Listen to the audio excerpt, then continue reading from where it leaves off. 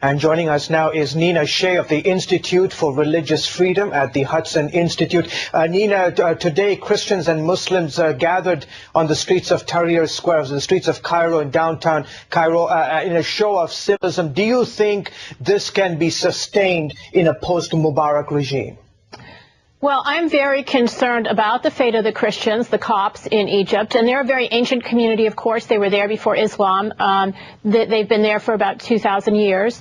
They are very vulnerable, defenseless minority. They do not have weapons. They do not have militias. They do not have tribal links that protect them. They're extremely vulnerable. They're about 10% of the population, a very overwhelmingly, and we don't know how radicalized Muslim population. Nina, I mean, we were looking at footage from my colleague John Waggy showing the pictures of these guys demolishing this church. And the question that came to me was, where was the police? Where was the army? Where are the authorities in protecting Christians in situations like this? Well, the reports we're receiving are that the police have melted away, particularly in the outside Cairo. They've just melted away. They've disappeared. They're not offering protection. The military came to that town but backed off and did not intervene, did not stop the violence, did not work to protect the Christians. And that is what is so alarming here, because they are vulnerable. And, you know, it really is a misnomer to talk about, I keep hearing these terms about clashes between Christians and Muslims or tensions between Christians and Muslims.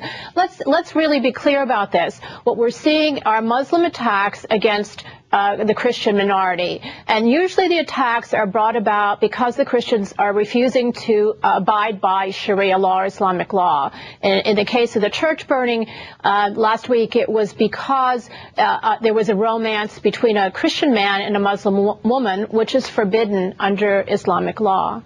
The country is in the midst of drafting a new constitution. You talked about Sharia law. Sharia law is part of the existing constitution. In the drafting of this new document, what should Christians insist upon in this new document? The Christians should insist that there be a Bill of Rights that ensure religious freedom for every person and and freedom of expression. And that's part of the Universal Declaration for Human Rights. So it's part of international human rights law of the United Nations, and Egypt is a part of that. It should insist that there be no what is known as a repugnancy clause, and that is a big loophole which we find now in Iraq and Afghanistan, which is that no law can contradict Islam. So that means that the Bill of Rights would be negated by such it's called a repugnancy law. So they have to be on the lookout for that. Okay, terrific. Nina Shea of the Institute for Religious Freedom at the Hudson Institute. It's great to have you back on the broadcast. I hope you'll join us again next time. Thank you. I will. Look forward to it. Thank you.